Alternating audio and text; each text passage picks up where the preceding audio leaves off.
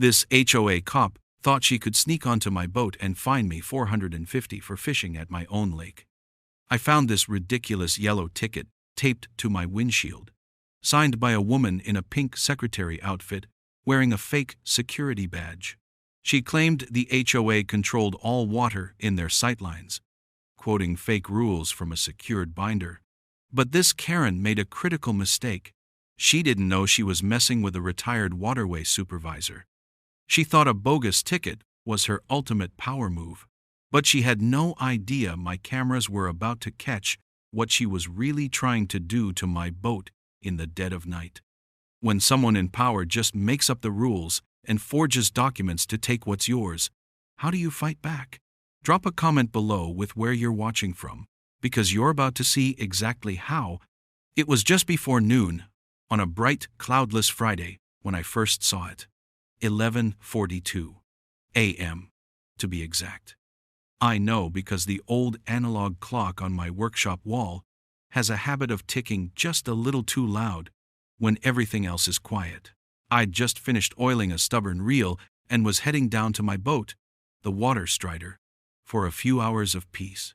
This little lake has been in my family for 3 generations, ever since my grandfather bought the acreage back when the highway was just a 2-lane dirt road. I know every rock on its bottom and every bend in its shoreline. It's more than just property. It's a living map of my life. The dock creaked under my boots, a familiar sound that has always meant the day's worries were about to be left behind on shore. But not today.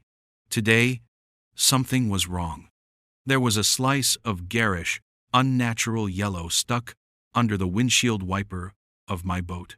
It looked completely alien against the boat's faded blue hull, a color I'd carefully maintained for over 20 years.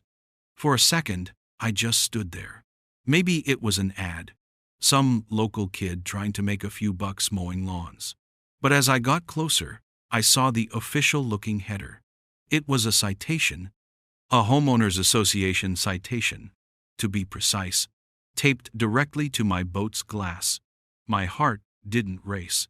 It just sort of stopped, then started again with a heavy, steady thud. I carefully peeled the tape back, making sure not to rip the paper. The fine was for $450.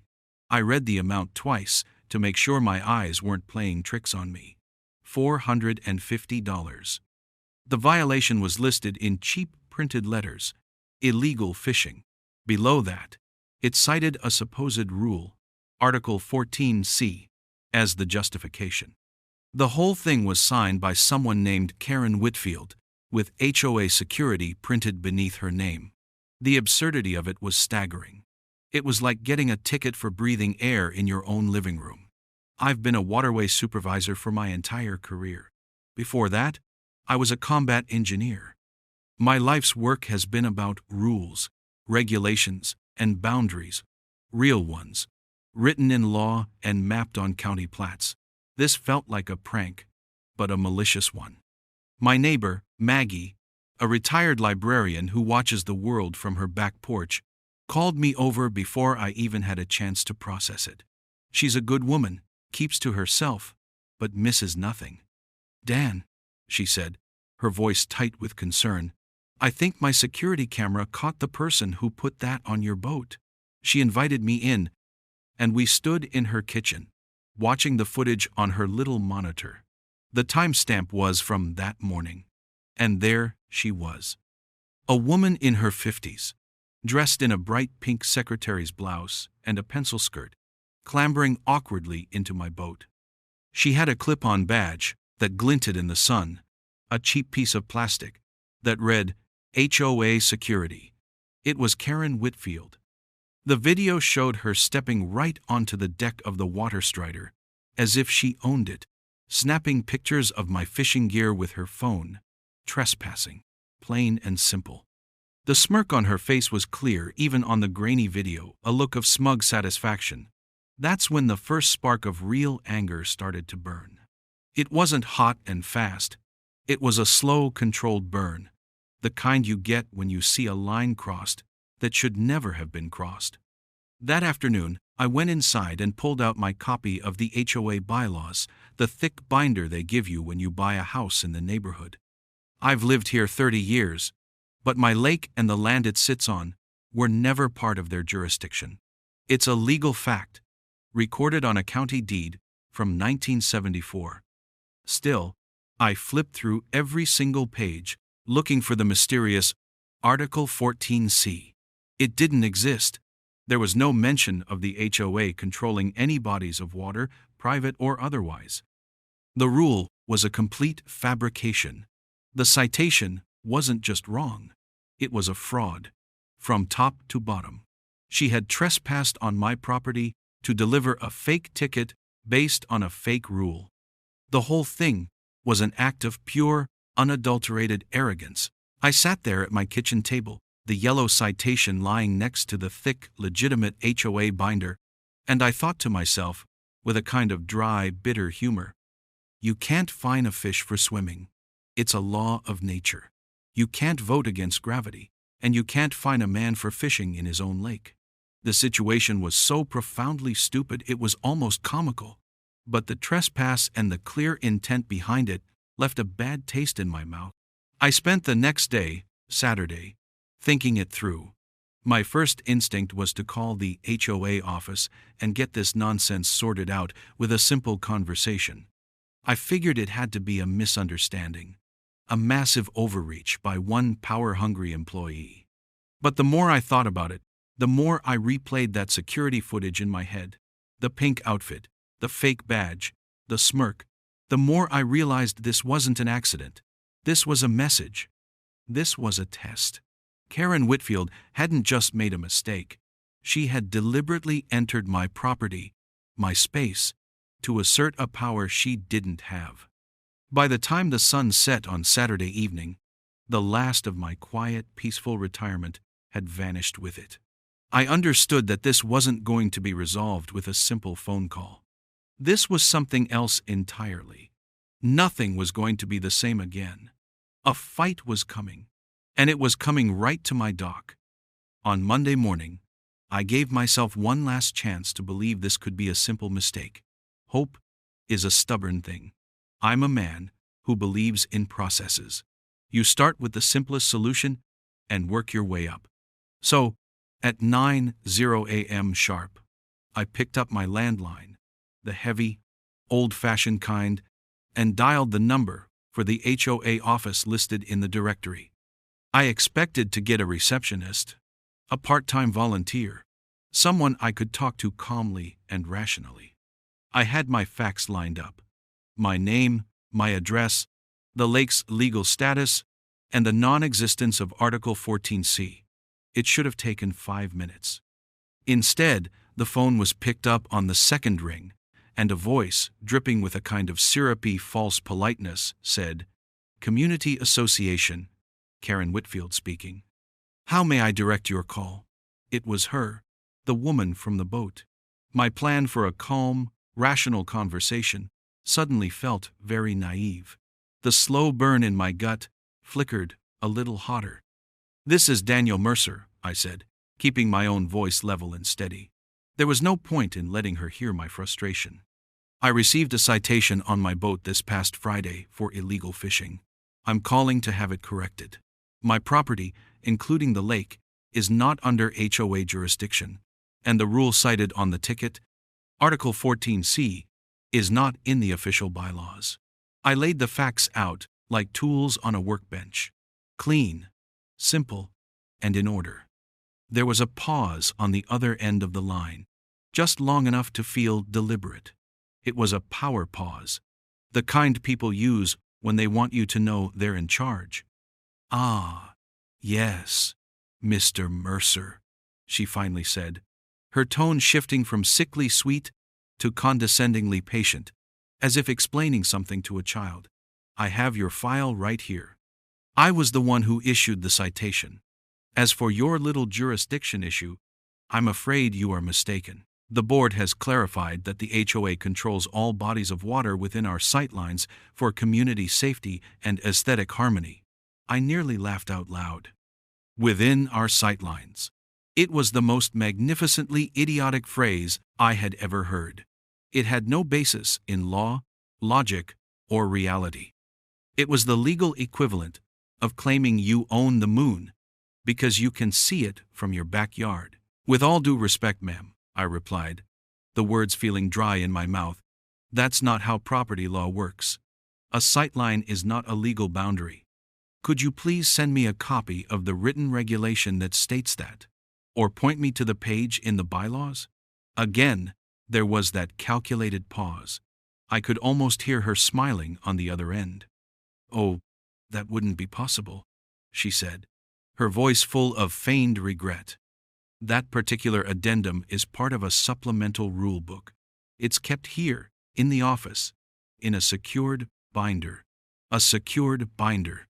The phrase hung in the air between us. It was a dead end, and she knew it.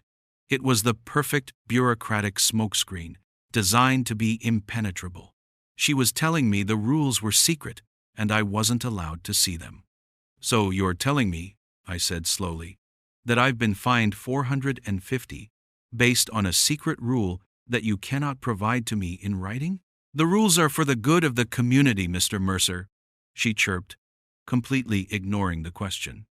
If you'd like to pay the fine, you can mail a check to the office.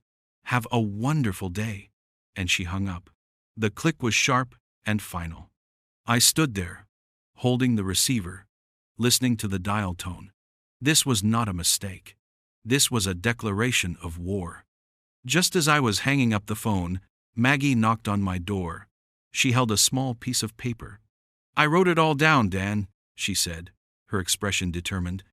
The time, the date, what she was wearing, everything I saw her do on your boat. If you need a witness, I'll be one. What she's doing isn't right. For a moment, her simple, decent offer felt like a lifeline. It was a glimmer of hope. Here was proof. An eyewitness. A good neighbor, willing to stand up for the truth. It was a reminder that people like Karen Whitfield don't always get away with it. I thanked her, took the statement, and felt a small weight lift. Maybe, just maybe, a clear, factual account from a witness would be enough to break through this wall of nonsense. That feeling of hope lasted for exactly 2 days. On Wednesday afternoon, I checked my mail and found another envelope from the HOA. It was the same kind as the first, with the same crisp, official-looking logo. My hands felt steady as I tore it open. Inside was a single sheet of paper. It was a second notice past due letter. My jaw tightened. The letter informed me that my initial $450 fine for illegal fishing was now overdue. But that wasn't all. Below the first charge was a new one. A second line item had been added. It read, Security breach fee, $200. I stared at that line for a long time. Security breach. What did that even mean? A small print footnote at the bottom of the page offered an explanation that was both vague and insulting. Fee assessed to cover administrative costs associated with unauthorized vessel usage and jurisdictional inquiry. It was a punishment, a penalty for questioning her, a tax on asking for the rules. She had taken my call, my challenge to her authority, and monetized it. She was billing me for the time it took to deny my request. The new total at the bottom of the page, circled in red ink, was $650. I stood there in my driveway, the flimsy piece of paper in my hand, feeling as heavy as a stone tablet. I looked from the letter to my quiet, peaceful lake, the water sparkling under the afternoon sun, and in that moment, all the confusion and frustration burned away, leaving behind a cold, hard clarity. This was never about a fishing violation. It was never about a boat. It wasn't even about the money. This was about control, pure and simple, and I was not going to let her have it. The second letter, with its bogus security breach fee, drew a clear line in the sand. My brief hope for a simple resolution was gone. This wasn't about a misunderstanding anymore. It was about a deliberate abuse of power. I knew then that phone calls and neighborly chats were over. This situation required a different approach. As a former combat engineer, you learn one thing above all else. You don't fight an enemy on their terms. You build a foundation so solid that their attacks crumble before they even reach you. And that foundation is built with facts, documentation, and process. So, I switched gears. The anger was still there, simmering deep down, but I channeled it into methodical work.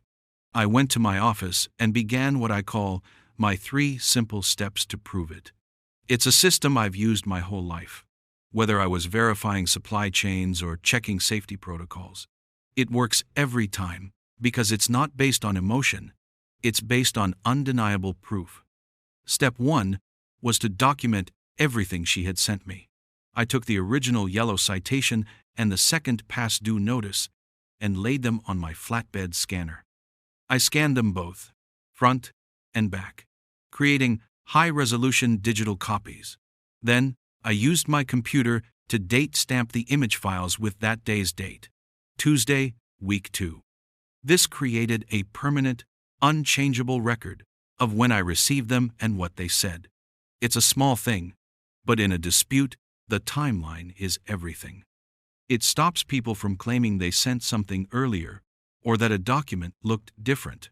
I saved the files to a dedicated folder on my computer, labeled HOA Dispute, and backed it up to an external hard drive. The physical letters went into a plastic sleeve, and then into a new, sturdy 3-ring binder. The first brick in my foundation was laid. Step 2 was to make my request for the rules official and undeniable. Karen had denied me on the phone, talking about her secret, secured binder.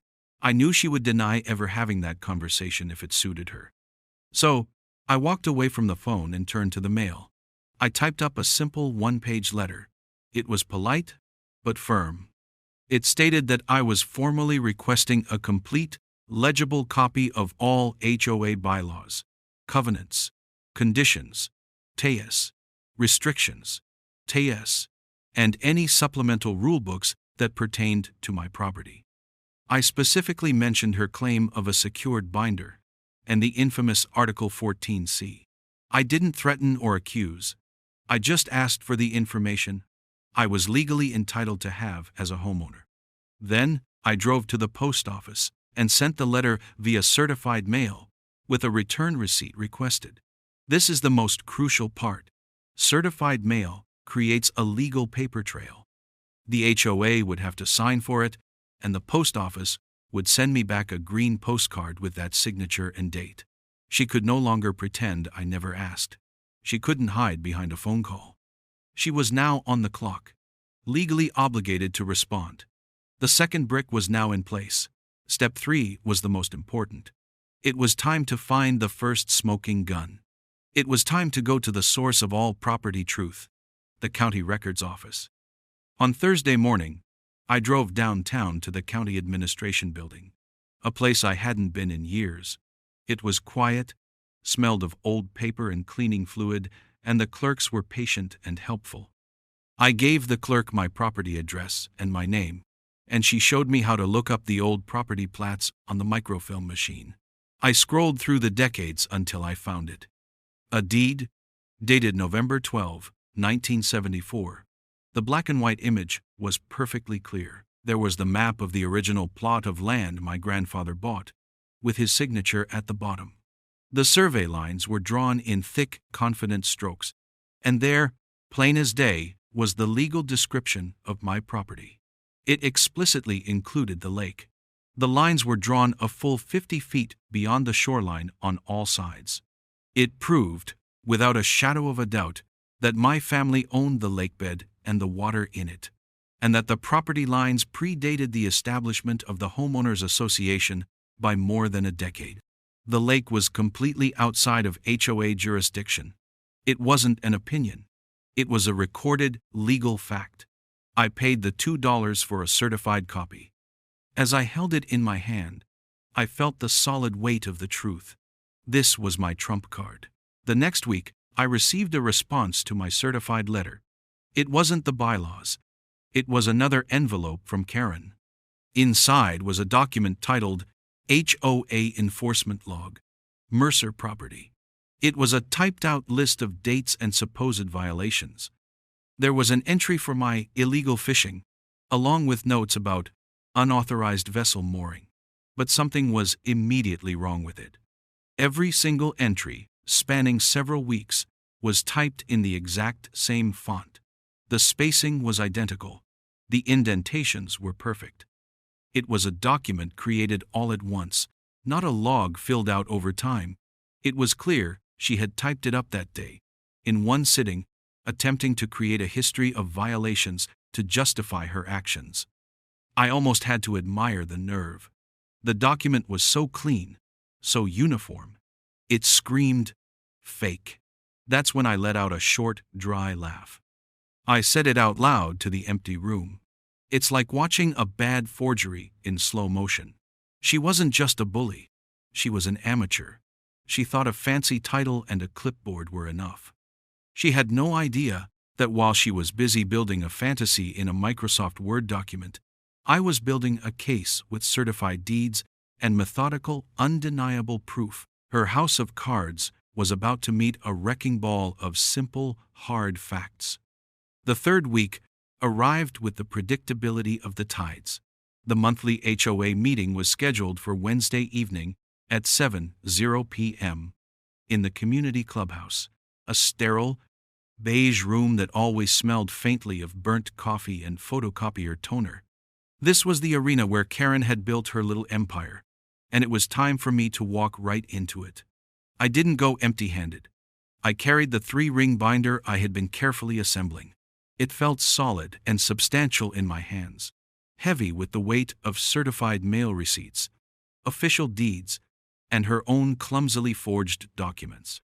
Each plastic sleeve inside was a round in a magazine, ready to be fired. I wasn't going there to argue or to raise my voice. I was going there to present a series of undeniable facts. The room was just as I remembered it from the handful of meetings I'd attended over the years. Uncomfortable folding chairs were arranged in neat rows facing a long table at the front. The low hum of neighborhood chatter filled the air. Murmurs about landscaping violations and complaints about trash can placement. At the head table sat the 5 board members, looking self-important and slightly bored. And right in the center, like a queen holding court, was Karen Whitfield. She wasn't in her pink secretary outfit tonight. She wore a severe gray blazer, her HOA security badge pinned prominently on the lapel. She surveyed the room with an air of absolute authority, occasionally leaning over to whisper something to the board president, a man who seemed to shrink every time she spoke to him. She saw me walk in, and our eyes met for a fraction of a second. A flicker of something annoyance, maybe even triumph, crossed her face before she replaced it with a blank, professional mask. The meeting droned on through its usual agenda. The treasurer's report, the landscaping committee update. I sat patiently, my binder resting on my lap. Finally, the board president announced the open forum for homeowner concerns. This was my moment. I stood up and walked to the front of the room, my footsteps quiet on the cheap linoleum floor. I placed my binder on the table in front of them and opened it. "Good evening," I began, my voice calm and even. I looked at each board member, making eye contact. "My name is Daniel Mercer. I live at the end of the road, on the property bordering the lake. 3 weeks ago, I was issued a 450 citation for fishing on my own private property. I slid the first document out of its sleeve and laid it on the table, the bright yellow ticket. I followed it with the second notice, the one with the additional $200 security breach fee. I let them look at the papers for a moment before I continued. I was told this fine was based on Article 14C. That article does not exist in our bylaws. I was then told by Ms. Whitfield that the HOA controls all bodies of water within its sightlines, and that this rule was kept in a secured binder I was not allowed to see. A few murmurs rippled through the audience. I could feel the mood in the room shift from bored to attentive. "So," I made a formal request for these rules, via certified mail. I placed the green return receipt with Karen's signature on the table. In response, I was not sent any rules. Instead, I received this. I slid out her fake enforcement log.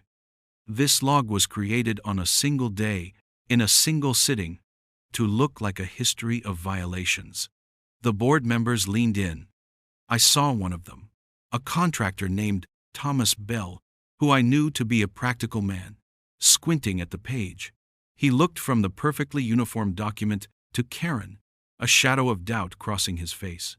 That's when I saw him mouth the words to the person next to him, so faintly, I almost missed it. That's not what she told us. Then, I played my final card. But this isn't a matter of opinion, or secret binders, or fake logs. I said, my voice remaining level. This is a matter of legal, recorded fact. I pulled out the certified copy of the 1974 county deed, and the large folded plat map. I unfolded the map on the table, the crisp paper crackling in the quiet room. It covered nearly half the table. I used my finger to trace the property line. This is a certified plat map of my property from the county records office, dated 1974. As you can all see, the property line extends 50 feet past the shoreline.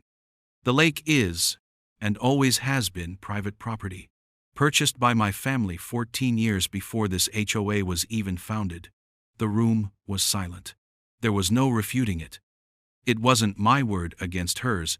It was her word against the official, sealed record of the county. The board members stared at the map, then at Karen. The color was draining from her face.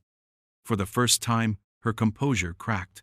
She shot to her feet, her chair scraping loudly against the floor. He's deliberately misinterpreting the documents, she snapped, her voice high and sharp.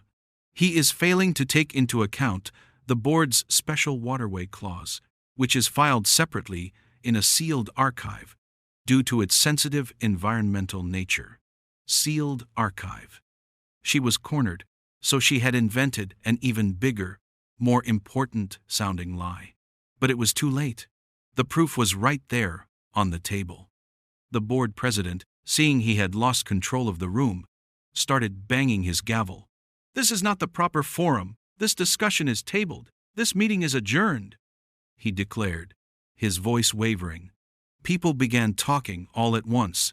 Chairs scraped as they stood up. In the confusion, I calmly collected my documents, slid them back into their sleeves, and closed my binder. I hadn't raised my voice. I hadn't made a single accusation. I had simply presented the truth. As I walked out into the cool night air, I saw her. Karen was in the parking lot, huddled with two large men wearing jackets with HOA security stitched on the back. Her face was no longer pale. It was flushed with rage. She was whispering to them, her gestures sharp and angry. I knew this wasn't over.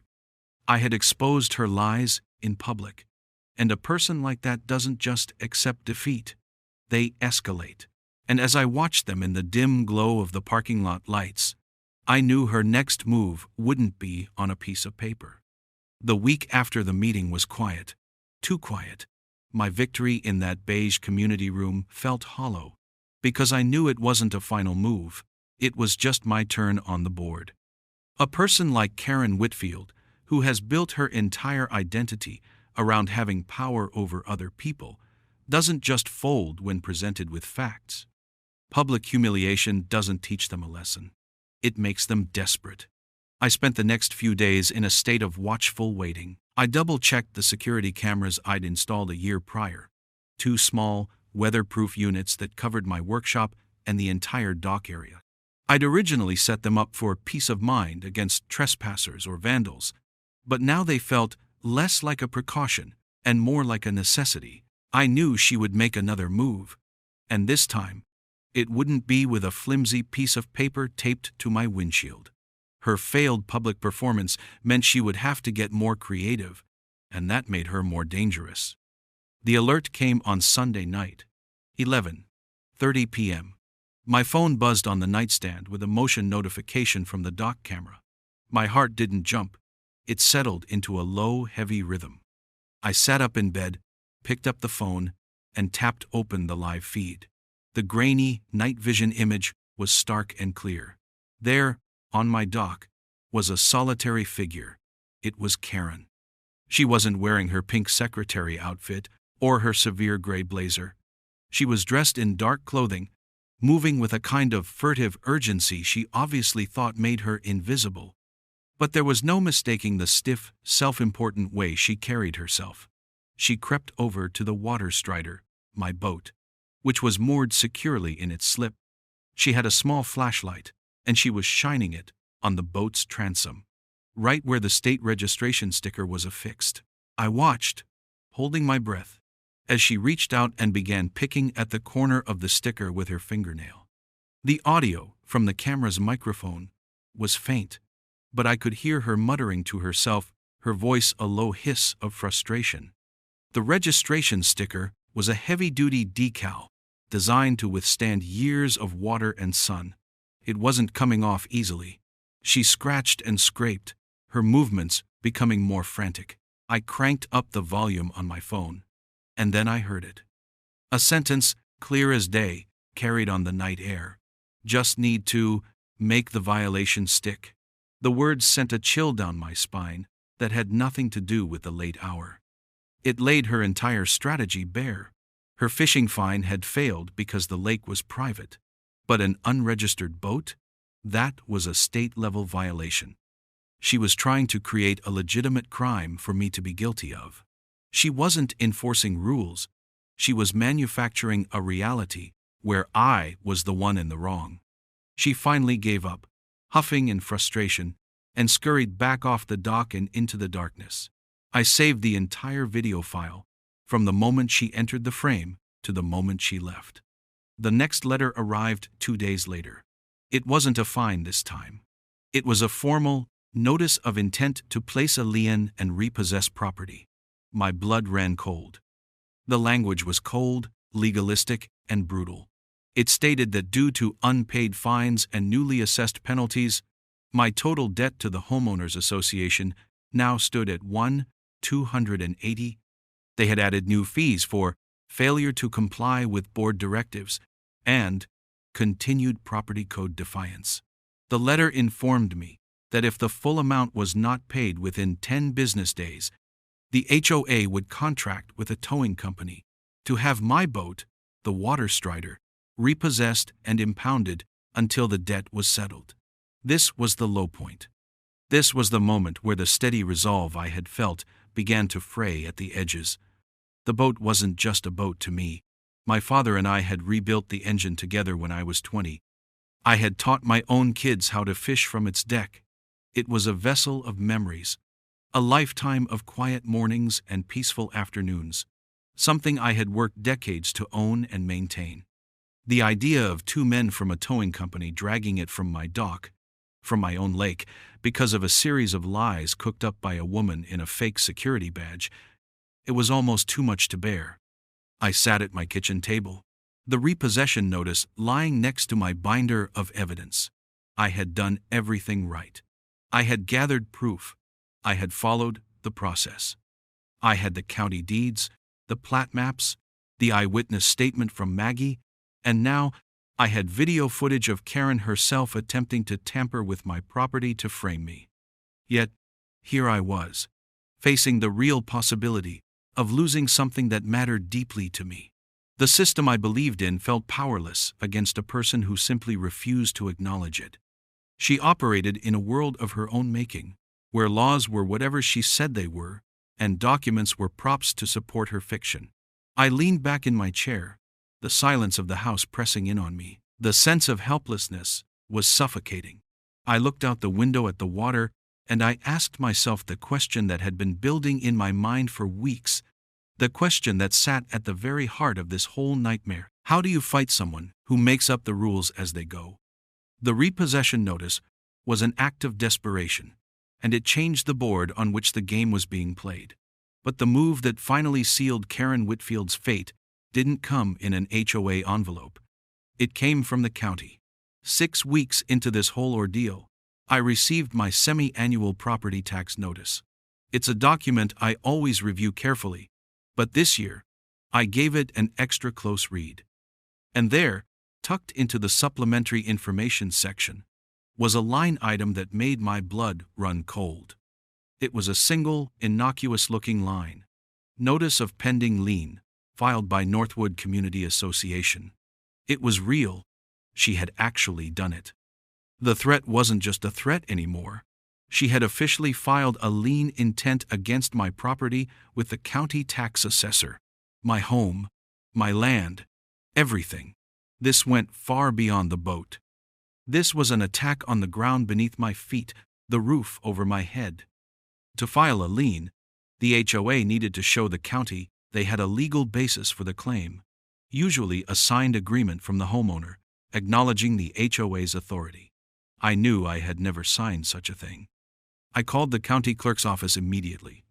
I explained the situation, gave them the notice number, and asked them what documentation the HOA had provided to support their claim. The clerk was helpful, pulling up the file while I was on the phone. "Yes, Mr. Mercer," she said after a moment. "It looks like they submitted a scanned copy of a lake use agreement and fining acknowledgement form, apparently signed by you." My hand tightened on the phone receiver. "Could you please email me a copy of that document?" I asked, my voice dangerously calm. "I have a feeling the signature on it is not my own." The clerk agreed, and a few minutes later, an email landed in my inbox. I opened the attached PDF, and there it was. It was a one-page document, full of the same kind of nonsensical legal-sounding phrases as her other letters. At the bottom was a line for my signature. And on that line was a clumsy, awkward forgery of my name. It was a terrible attempt, the kind of forgery a child would try. The letters were shaky, the angle was wrong, and it looked nothing like my actual signature. Karen Whitfield had committed a felony. She had forged my signature on a legal document and filed it with a government agency. This was no longer just harassment. This was fraud. The moment I saw that forged signature, I knew I was out of my depth. This had escalated beyond property disputes and into criminal activity. I couldn't handle this alone. I needed someone who understood the law from the inside. Someone who knew how to turn a binder full of evidence into a criminal case. I picked up my binder and walked over to my neighbor's house, the home of Frank Delaney. Frank is a retired police sergeant, a man built like a cinder block with a gaze that sees right through people. He's a good man, fair and direct, and he despises bullies. I laid everything out on his dining room table. The initial ticket, the threatening letters, the certified mail receipts, the county deed, the plat map, the video of Karen trying to peel off my boat's registration sticker, and now, the forged lake use agreement. Frank looked at everything in silence, his expression growing grimmer with each page he turned. He watched the video twice. When he finally looked up from the forged signature, his face was set like stone. "Dan," he said, his voice a low rumble, "this woman hasn't just been breaking HOA rules. She's been breaking the law. Forgery, filing a fraudulent instrument, harassment, trespassing. This is a matter for the district attorney." Frank's professional validation was exactly what I needed. He knew what to do next. "This evidence is good," he said, tapping the binder. "But we can make it ironclad. We need sworn statements." He explained that a simple written note from Maggie was good, but a sworn affidavit, signed in the presence of a notary, was a legal instrument. It was testimony under penalty of perjury. Over the next 2 days, Frank put his 30 years of police experience to work. He went with me to Maggie's house, and he gently walked her through writing down her testimony again, this time in the formal language of an affidavit. We took her to a local bank, and she signed it in front of a notary, her hand trembling slightly but her resolve firm. Frank even found another neighbor who had witnessed Karen's security goons blocking another homeowner's driveway a month earlier, over a dispute about lawn furniture. He got a sworn statement from him too, establishing a pattern of intimidation. My binder was no longer just my collection of facts. It was a portfolio of evidence, backed by notarized, sworn testimony. The following afternoon I drove to the county courthouse and walked into the office of the district attorney. I asked to file a formal criminal complaint. I was led to a small, quiet office, where I sat down with an intake investigator. I didn't get angry. I didn't get emotional. I just opened my binder and did exactly what I had done at the HOA meeting. I laid out the story, one piece of paper at a time. I presented the facts in chronological order, from the first illegal citation to the final forged signature. I showed him the video. I handed him the sworn affidavits. He listened intently, his expression growing more and more serious. When I was finished, he looked at me and said, "Mr. Mercer, you've done our job for us.